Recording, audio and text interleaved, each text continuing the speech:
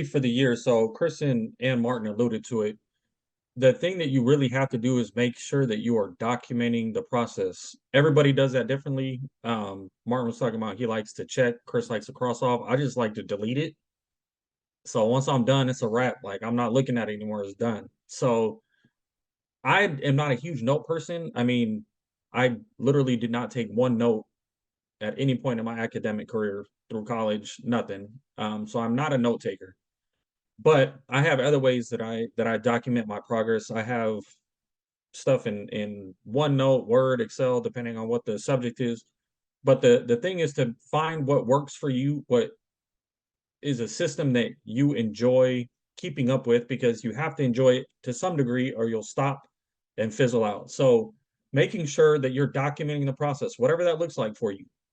And then one of the biggest things that I could advise is at the beginning when you're planning your year, if you didn't plan last year for this year, plan now.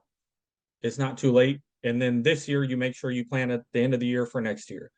Develop the habits. But as you get started this year, so I'm just going to make the assumption that as soon as everybody gets off the call, if you have not started planning, you're going to do that because you wouldn't be here if you weren't trying to execute. So when you start, make small blocks, small things that build to the bigger things. If you start with a goal that says, I'm going to make $10 million, you're never going to do it because how? You have to have small building blocks. So if your first thing is, man, I got this last little bit of student loan that I need to get off my back that's going to help me with my monthly budgeting. And then once I do that, then that'll give me 400 extra dollars a month. And I can take 200 of that and put it in savings. And then I can take the other 200 of that and I can put aside in a separate savings account that'll go towards my investments. And then as you build, as you accomplish each of those goals, not only will it make it more feasible for you, it'll make it more attainable because you're not setting yourself up to say, I need the Great Pyramid. You start with the blocks at the bottom and you build to it.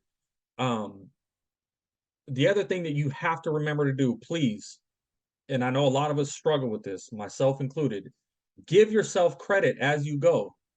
If you just started planning today and you're like, well, I suck because I should have done this last year if I was really on my blah, blah, blah. Who cares? You're doing it today. Give yourself that credit. You're knocking it out. Most people have not started and will not start. So you're much further ahead than a lot of people. Give yourself that credit. As you knock out that first little task, give yourself the credit for completing it because a lot of times we beat ourselves up worse than anybody else would. And we trip our own selves up and we stop ourselves from reaching the goal. So make sure you're giving yourself that credit as you reach each of those smaller goals that build into the bigger goals. That is a really, really major key for success. And I'm not saying key is like a cliche influencer, like, oh, gyms. It's real life. You have to do that kind of stuff, or you're not gonna succeed. It's just the brass tacks of it. Give yourself the credit, and like Chris said, who cares what people think about what you're doing? If it works for you, do it for you.